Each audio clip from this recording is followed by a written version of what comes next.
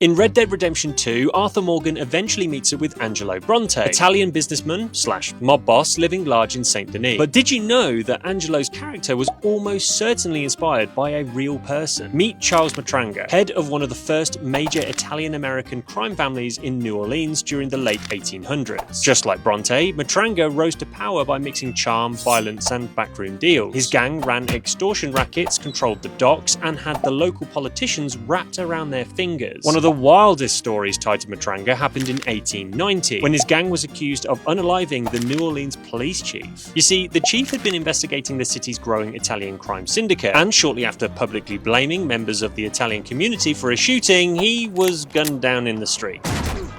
Dozens of Italian Americans were arrested, many with ties to Matranga. But when several suspects were suspiciously acquitted, an enraged mob stormed the jail and lynched 11 men in what became one of the largest mass lynchings in US history. But unlike Bronte, whose demise was swift and violent, Matranga's end was somewhat anticlimactic. He quietly stepped away from the criminal spotlight and lived out his final years in relative peace until in 1943 he died of natural causes. No shootouts, no betrayals, and no gator-infested water.